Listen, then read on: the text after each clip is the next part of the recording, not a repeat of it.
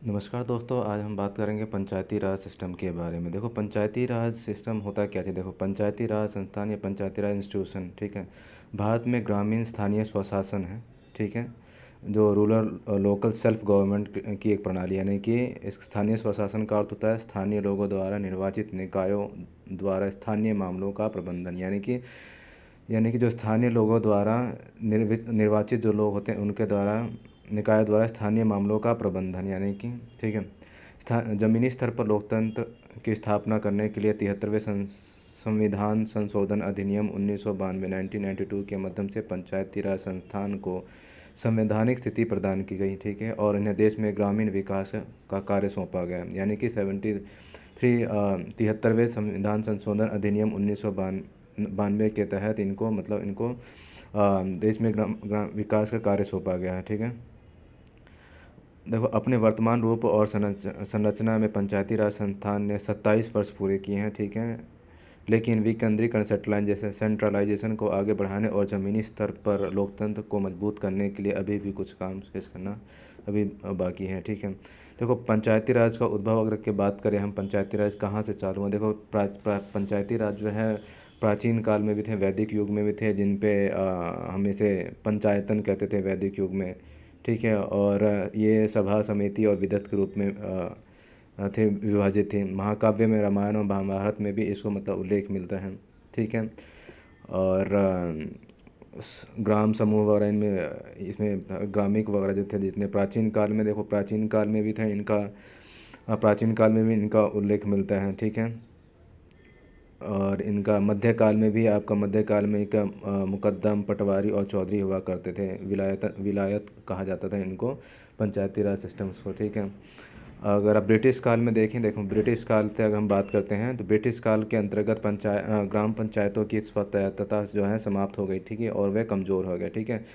वर्ष 1870 में भारत में प्रतिनिधि स्थानीय संस्थानों का उद्भव ठीक है।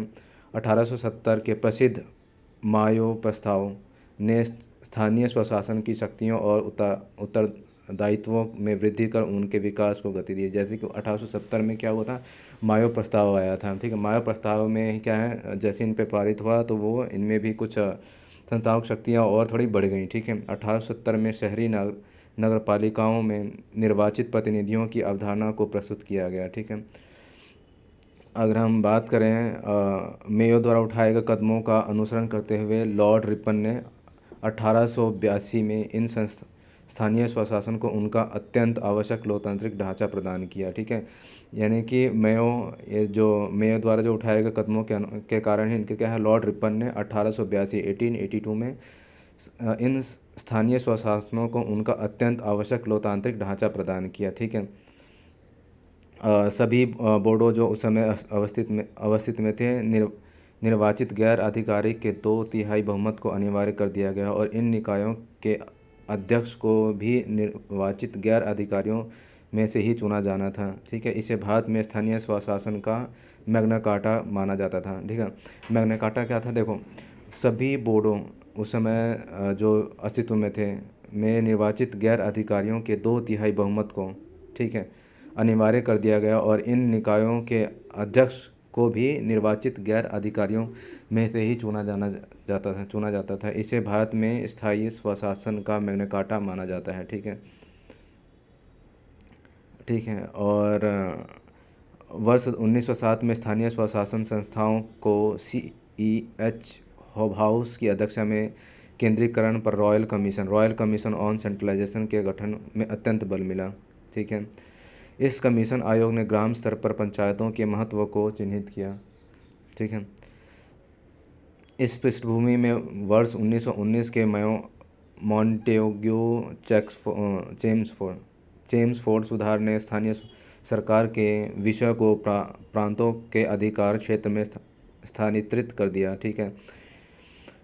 इस सुधार में यह अनुशंसा भी की गई थी कि यहाँ जहाँ तक संभव हो स्थानीय निकायों के पास एक पूर्ण नियंत्रित की क्षमता होनी चाहिए और बाह्य नियंत्रण में उन्हें संभवतः पूर्ण स्वतंत्रता प्राप्त होनी चाहिए। ठीक है, देखो ये तो 1919 में मॉन्टेग्यू चेम्सफोर्ड सुधार ने के तहत इस सुधार में यह अनुशंसा भी की गई थी कि जहाँ तक संभव हो स्थानीय निकायों के पास एक पूर्ण नियंत्रण की क्षमता होनी चाहिए। ठीक है, जिसमें बाह्य निकायों के अंतर्गत संभवतः पूर्ण स्वतंत्रता प्राप्त होनी चाहिए।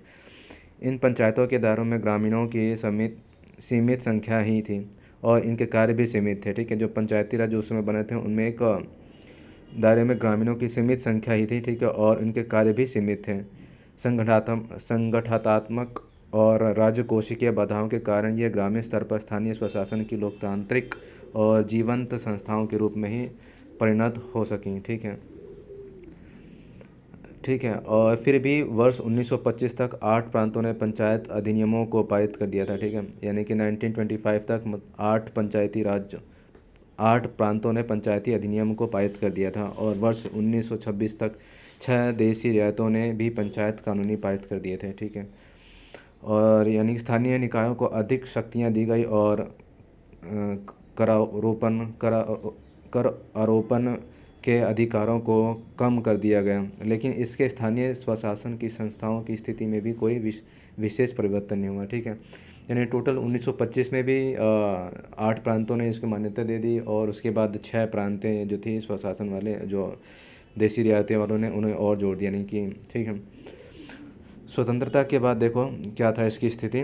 ठीक है, संविधान के अनुच्छेद 40 में पंचायतों का उल्लेख किया गया है। ठीक है, और अनुच्छेद 246 के माध्यम से स्थानीय स्वशासन से संबंधित किसी भी विषय के संबंध में कानून बनाने का अधिकार राज्य विखंडन को सौंपा गया है, विधानमंडल को सौंपा गया है। ठीक है, यानी कि इसका देखो क्या है, स्वतंत्रता मतलब संविधान के अनुच्छेद 40 में पंचायतों का उल्लेख किया गया है। ठीक है, संविधान के अनुच्छेद 40 में पंचायतों का उल्लेख किया गया है और अनुच्छेद 246 के माध्यम से, ठीक है, स्थानीय स्वशासन से संबंधित किसी भी विषय के संबंध में कानून बनाने का अधिकार राज्य विधानमंडल को सौंपा गया है। ठीक है, लेकिन संविधान में पंचायतों के इन समावेशन को तत्कालीन नीति निर्माताओं की सर्वसम्मति प्राप्त नहीं थी। ठीक है, और इनका सबसे प्रबल विरोध स्वयं BR अम्बेडकर ने किया था। ठीक है, ग्राम पंचायत के समर्थकों और विरोधियों के बीच अत्यधिक विमर्श के बाद ही अंततः पंचायत को संविधान में स्थान मिला और इसे राज्य के नीति निर्देशक सिद्धांत के अंतर्गत अनुच्छेद 40 में शामिल किया गया। यानी कि देखो, ग्राम पंचायत के समर्थकों और विद्रोहियों के बीच अत्यधिक विमर्श के बाद ही अंततः पंचायतों को संविधान में स्थान मिला। ठीक है, और इसे राज्य के नीति निर्देशक सिद्धांत के अंतर्गत अनुच्छेद 40 में शामिल किया गया था। ठीक है, ठीक है, नीति निर्देशक सिद्धांत के अंतर्गत अनुच्छेद 40 में, ध्यान रखने वाली बात क्या है, नीति निर्देशक सिद्धांत के अंतर्गत अनुच्छेद 40 में इसे शामिल किया गया था। ठीक है, क्योंकि नीति निर्देशक सिद्धांत बाध्यकारी सिद्धांत नहीं है। ठीक है, परिणामस्वरूप पूरे देश में इस निकायों के लिए सार्वभौमिक या एक समान संरचना का अभाव रहा। ठीक है, देखो नीति निर्देशक सिद्धांत क्या था, बाध्यकारी सिद्धांत नहीं थी, यानी कि सब पे लागू नहीं होते थे। ठीक है, यानी कि नेसेसरी मतलब अनिवार्य नहीं थे। ठीक है, परिणामस्वरूप पूरे देश में इस निकायों के लिए सार्वभौमिक या एक समान संरचना का अभाव रहा, यानी कि सभी स्टेट्स पर इनमें एक समान लागू नहीं किया जा सकता था। ठीक है, स्वतंत्रता के बाद एक विकास पहल के रूप में भारत ने 2 अक्टूबर 1992, यानी कि याद रखने वाली बात है, 2 अक्टूबर 1952 को गांधी जयंती के पूर्व संध्या पर सामुदायिक विकास कार्यक्रम कम्युनिटी डेवलपमेंट प्रोग्राम CDP को लागू किया गया था। 2 अक्टूबर 1952, यानी 2 अक्टूबर 1952 को कम्युनिटी डेवलपमेंट प्रोग्राम, ठीक है, सामुदायिक विकास कार्यक्रम कम्युनिटी डेवलपमेंट प्रोग्राम को लागू किया गया था। ठीक है, जिसकी बृहद प्रेरणा अमेरिकी विशेषज्ञ अल्बर्ट मेयर द्वारा शुरू की गई। इसका इटावा परियोजना से ये जो शुरू की गई इटावा परियोजना से प्राप्त हुई थी। ठीक है, अमेरिकी विशेषज्ञ अल्बर्ट मेयर द्वारा शुरू की गई इटावा परियोजना से प्राप्त हुई थी। ठीक है, इसमें ग्रामीण विकास की लगभग सभी गतिविधियों को शामिल किया गया, जिन्हें लोगों की भागीदारी के साथ ग्राम पंचायतों की सहायता से लागू किया जाना था। ठीक है, देखो इसमें ग्रामीण विकास की लगभग सभी गतिविधियों को शामिल किया गया था, जिन्हें लोगों की भागीदारी के साथ ग्राम पंचायतों की सहायता से लागू किया जाना था। ठीक है। वर्ष 1953 1953 में सामुदायिक विकास कार्यक्रम के सहयोग के लिए राष्ट्रीय विस्तार सेवा नेशनल एक्सटेंशन सर्विस ने यानी कि 1953 में सामुदायिक विकास प्रोग्राम यानी कि कम्युनिटी डेवलपमेंट प्रोग्राम के सहयोग के लिए राष्ट्रीय विस्तार सेवा नेशनल एक्सटेंशन सर्विस ठीक है की शुरुआत की गई, लेकिन यह कार्यक्रम भी कोई महत्वपूर्ण भूमिका ना निभा सका। ठीक है। यानी देखो 1952 में यानी 2 अक्टूबर 1952 को यानी कि कम्युनिटी डेवलपमेंट प्रोग्राम लागू किया गया था। ठीक है। और इसको सहयोग देने के लिए ठीक है इस संस्था को यानी कि इस कम्युनिटी डेवलपमेंट प्रोग्राम को सहयोग देने के लिए ठीक है 1953 में नेशनल एक्सटेंशन सर्विस की शुरुआत की गई थी। ठीक है। लेकिन ये भी महत्वपूर्ण भूमिका नहीं निभा सका 1953 तक। कम्युनिटी डेवलपमेंट प्रोग्राम की सफलता के कई कारण थे कम्युनिटी डेवलपमेंट प्रोग्राम की विफलता के कई कारण थे। ठीक है। जैसे नौकरशाही की बाधाएं व अत्यधिक राजनीति, इसमें बाधाएं थी नौकरशाही की और इसमें राजनीतिकरण भी हो गया। लोगों की भागीदारी की कमी थी इसमें। ठीक है। प्रशिक्षित एवं योग्य कर्मचारियों की कमी और विशेष रूप से CDP यानी कम्युनिटी डेवलपमेंट प्रोग्राम को लागू करने में ग्राम पंचायतों सहित स्थानीय निकायों की रुचि का अभाव भी था। ठीक है। इसमें यानी कुल मिला के अगर बात करें यानी कम्युनिटी डेवलपमेंट प्रोग्राम जो 2 अक्टूबर 1952 को जो लागू किया गया था 2 अक्टूबर 1952 को गांधी जयंती के अवसर पर, तो ठीक है इसमें क्या था, इसमें विफलता का क्या कारण था? इसमें विफलता का कारण यह था कि इसमें जितने भी नौकरशाही थे और राजनीति वगैरह राजनीतिकरण हो गया इसमें, और लोगों की भागीदारी की कमी हो गया, पढ़े लिखे लोग इसमें कर्मचारी थे कम थे। ठीक है। और जो लोकल लोग थे ग्राम पंचायतें वगैरह जो इसमें लोकल ग्राम पंचायत सहित स्थानीय लोग के निकाय थी उनकी रुचि इसमें कम थी, जिस कारण क्या हुआ ये विफल रहा है। वर्ष 1957 यानी कि 1957 में राष्ट्रीय विकास परिषद नेशनल डेवलपमेंट काउंसिल देखो 1953 में नेशनल एक्सटेंशन सर्विस हुआ था। 1957 में राष्ट्रीय विकास परिषद नेशनल डेवलपमेंट काउंसिल ने सामुदायिक विकास के कार्यक्रम पर विचार हेतु बलवंत राय मेहता की अध्यक्षता में एक समिति का गठन किया गया। ठीक है। देखो CDP तो एक विफल रहा। ठीक है।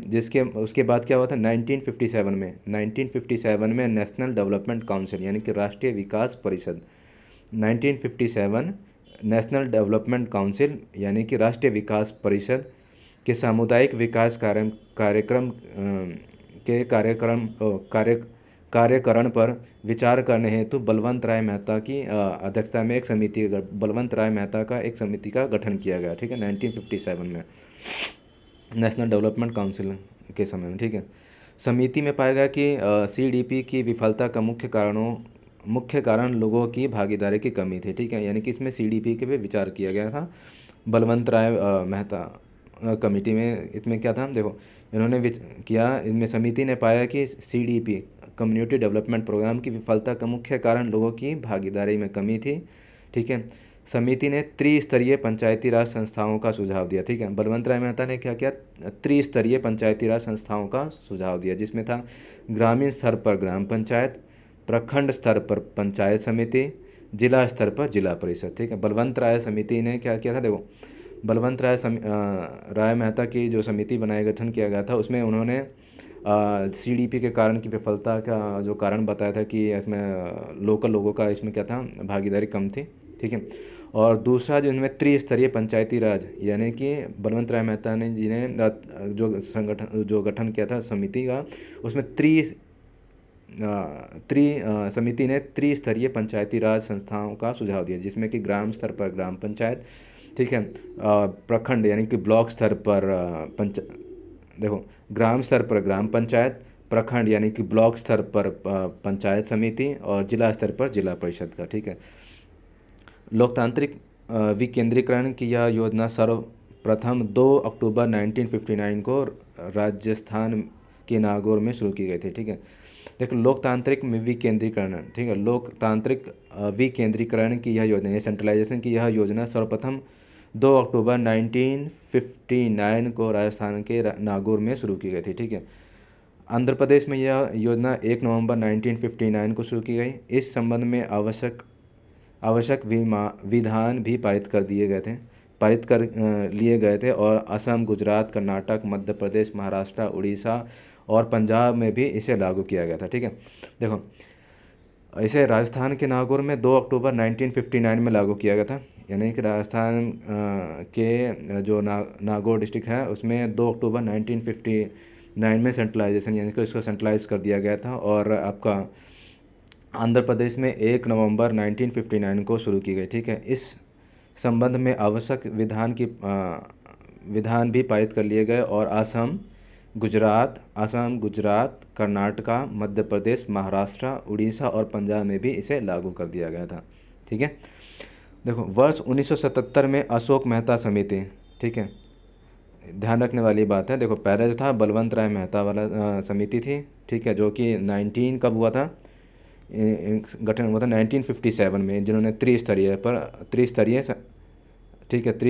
पंचायती राज के सुझाव दिया। ठीक है, ग्राम स्तर पर ग्राम पंचायत, प्रखंड ब्लॉक स्तर पर पंचायत समिति, जिला स्तर पर जिला परिषद। ठीक है, वर्ष 1977 में अशोक मेहता समिति का गठन किया गया था।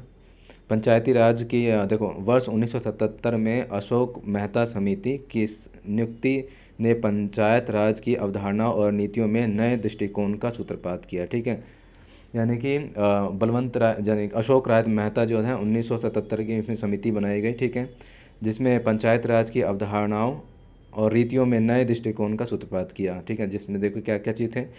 समिति ने द्विस्तरीय पंचायती राज संरचना की अनुशंसा की। ठीक है, देखो अशोक मेहता समिति ने द्विस्तरीय पंचायती राज संरचना की अनुशंसा की। देखो समिति ने द्विस्तरीय पंचायत राज संरचना की अनुशंसा की, जिसमें जिला परिषद और मंडल परिषद शामिल थे। ठीक है, देखो समिति ने द्विस्तरीय पंचायत राज संरचना की अनुशंसा की, जिसमें जिला परिषद और मंडल पंचायत शामिल थे। ठीक है, योजना विशेषज्ञता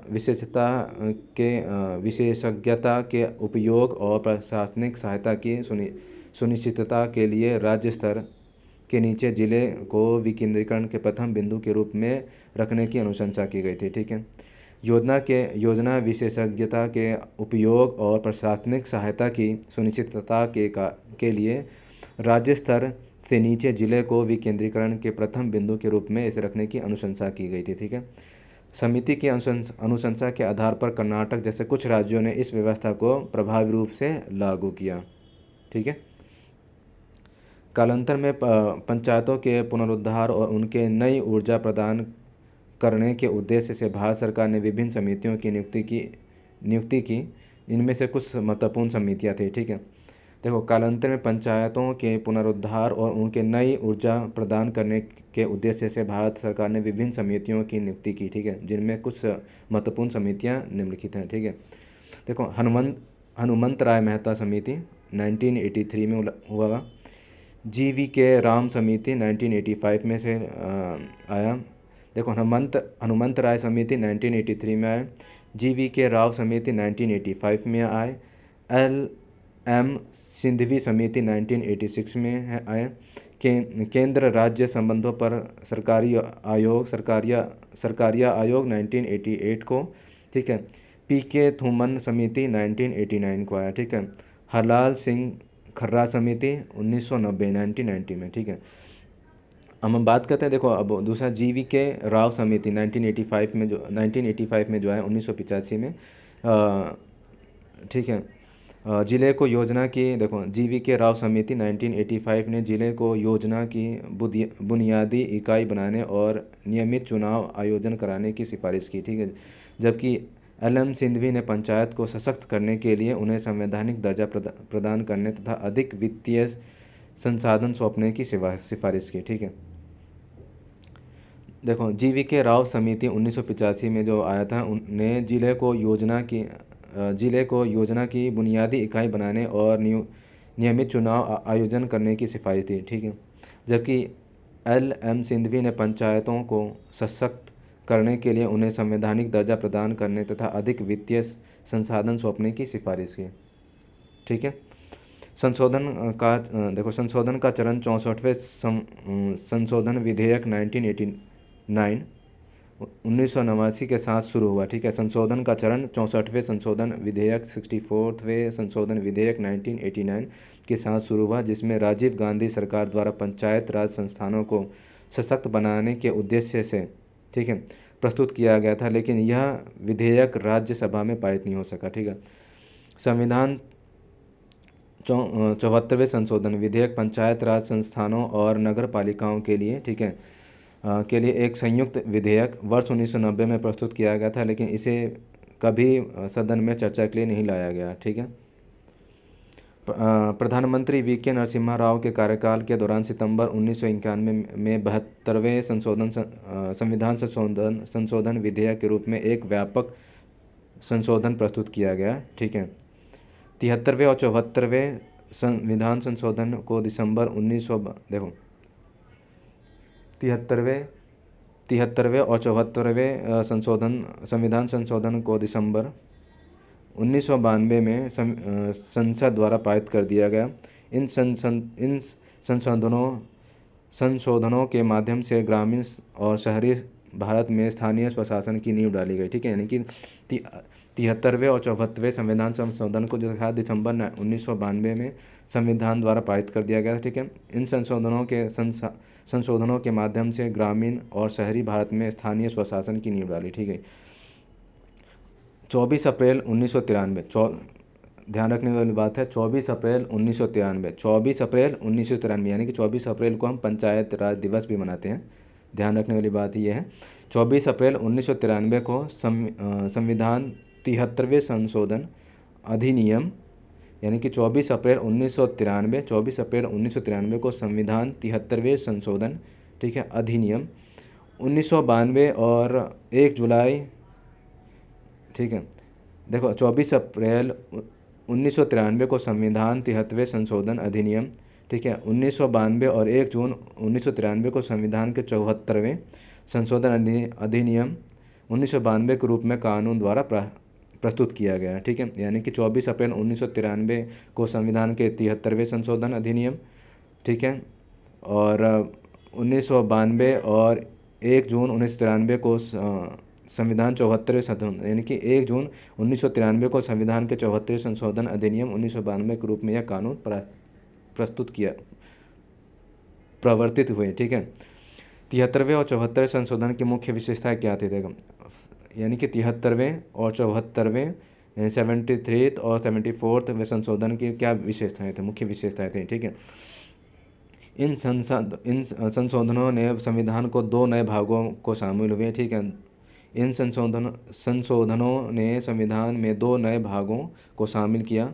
ठीक है, भाग 9 पंचायत, जिसमें 73वें संशोधन द्वारा जोड़ा गया। ठीक है, भाग 9 पंचायत, जिसमें 73वें संशोधन द्वारा जोड़ा गया, और भाग 9A नगर पालिकाएँ, जिन्हें 74वें संशोधन द्वारा जोड़ा गया। ठीक है, इन संशोधनों ने संविधान में 2 नए भागों को शामिल किया गया, जिसमें भाग 9 पंचायत, जिनमें 73वें संशोधन द्वारा जोड़ा गया, और भाग 9A नगर पालिकाएँ, जिसे 74वें संशोधन द्वारा जोड़ा गया। ठीक है, लोकतांत्रिक प्रणाली की बुनियादी इकाइयों के रूप में ग्राम सभाओं, ग्राम और वार्ड समिति नगर पालिका को रखा गया। ठीक है, लोकतांत्रिक प्रणाली की बुनियादी इकाइयों के रूप में ग्राम सभाओं, ग्राम और वार्ड समितियों नगर पालिका को रखा गया। ठीक है, इनमें मतदाता के रूप में पंजीकृत सभी वयस्क सदस्य शामिल होते हैं। ठीक है, अगला है, उन राज्यों को छोड़कर जिनकी संख्या 20 लाख से कम हो, ठीक है, हो ग्राम, ठीक है, उन राज्यों को छोड़कर जिनकी जनसंख्या 20 लाख से कम हो, ग्राम, मध्यवर्ती प्रखंड, तालुक, मंडल और जिला स्तरों को पर पंचायतों की त्रिस्तरीय प्रणाली लागू की गई। ठीक है, देखो, उन राज्यों को छोड़कर जिनकी जनसंख्या 20 लाख से कम हो, ठीक है, ग्राम, मध्यवर्ती प्रखंड, तालुक, मंडल और जिला स्तरों पर पंचायत की त्रिस्तरीय प्रणाली को लागू की गई। ठीक है, अनुच्छेद 243B के तहत। ठीक है, सभी स्तरों पर सीटों को प्रत्यक्ष निर्वाचन द्वारा भरा जाना है। ठीक है, अनुच्छेद 243C में रखा गया है, पार्ट 2 में। सभी स्तरों पर सीटों को प्रत्यक्ष सभी स्तरों पर सीटों को प्रत्यक्ष निर्वाचन द्वारा भरा जाना है, अनुच्छेद 243 सी पार्ट 2 में, ठीक है। अनुसूचित जातियों एससीज का जो कोटा था और अनुसूचित जनजातियों एसटीज के लिए सीटों का आरक्षण किया गया, ठीक है, तथा सभी स्तरों पर पंचायतों के अध्यक्ष के पद भी जनसंख्या में अनुसूचित जाति और अनुसूचित जनजातियों के अनुपात के आधार पर आरक्षित किए गए हैं, ठीक है। उपलब्ध सीटों की कुल कुल संख्या में से 1/3 सीटें महिलाओं के लिए आरक्षित हैं, ठीक है। यानी कि उपलब्ध सीटों की कुल संख्या में से 1/3 सीटें महिलाओं के लिए आरक्षित है, ठीक है। एससी और एसटीज़ के लिए आरक्षित स्थानों में से 1/3 सीटें इन वर्गों की महिलाओं के लिए आरक्षित हैं, ओके। सभी स्तरों पर अध्यक्षों के 1/3 पद भी महिलाओं के लिए आरक्षित हैं, 243 डी यानी 243 डी के तहत। सभी स्तरों पर अध्यक्षों के 1/3 पद भी महिलाओं के लिए आरक्षित हैं, अनुच्छेद 243 डी के 243 डी के तहत। प्रतिनिधियों के लिए एक समान 5 वर्षीय कार्यकाल, ठीक है। प्रतिनिधियों के लिए एक समान 5 वर्षीय कार्यकाल निर्धारित किया गया है और कार्यकाल की समाप्ति से पहले नए निकायों के गठन के लिए निर्वाचन प्रक्रिया पूरी करना आवश्यक है, ठीक है। निकायों के विघटन की स्थिति में 6 माह के अंदर निर्वाचन करना अनिवार्य है, 243 ई के तहत, ठीक है। ठीक है, यानी कि निकायों के विघटन की स्थिति में 6 माह के अंदर यानी 6 माह के अंदर निर्वाचन करना अनिवार्य है, अनुच्छेद 243 ई के तहत, ठीक है। मतदाता सूची के अधीक्षण निर्देशन और नियंत्रण के लिए प्रत्येक राज्य में स्वतंत्र चुनाव आयोग होंगे, अनुच्छेद 243 के तहत। आर्थिक विकास और सामाजिक न्याय के लिए योजनाएं तैयार करने और उन योजनाओं आर्थिक विकास और सामाजिक न्याय के लिए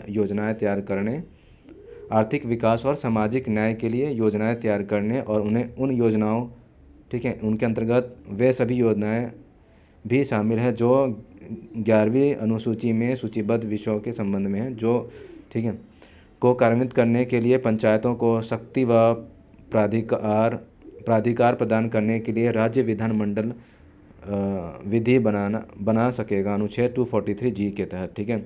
पंचायतों और नगर पालिकाओं द्वारा तैयार की गई योजनाओं को समेकित करने के लिए 74वें संशोधन में एक जिला योजना समिति डिस्ट्रिक्ट प्लानिंग कमेटी का प्रावधान किया गया, अनुच्छेद 243 जेड डी के तहत, ठीक है।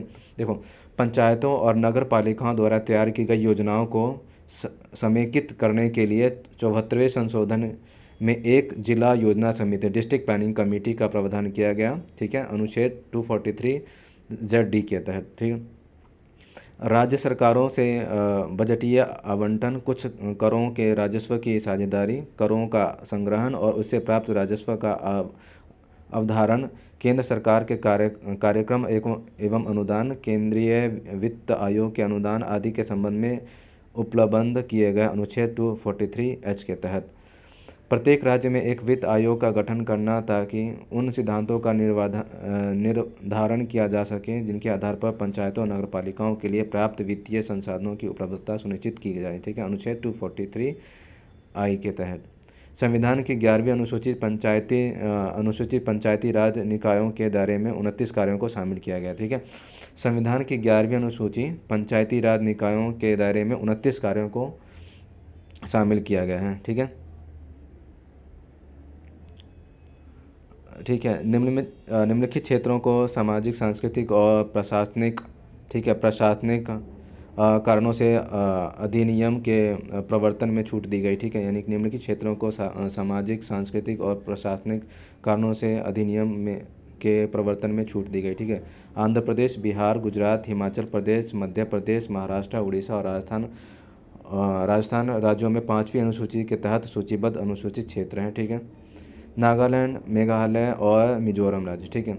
देखो, आंध्र प्रदेश, बिहार, देखो, निम्नलिखित क्षेत्रों को सामाजिक, सांस्कृतिक और प्रशासनिक कारणों से अधिनियम के प्रवर्तन से छूट दी गई, ठीक है।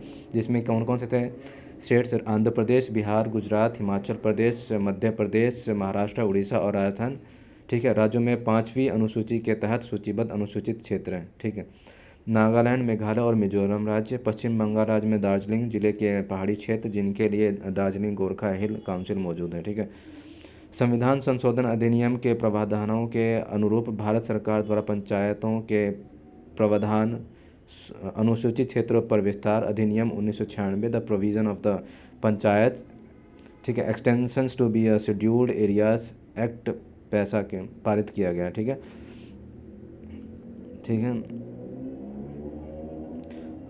बाकी और एक ये है इसमें 24 अप्रैल 2022 को 12वीं राष्ट्रीय पंचायती राज दिवस मनाया गया। ठीक है। 24 अप्रैल 2022 को 12वीं पंचायती राज दिवस मनाया गया। ठीक है। इसमें बस पंचायती राज में इतना ही है। ठीक है। Thanks for watching my video. Thank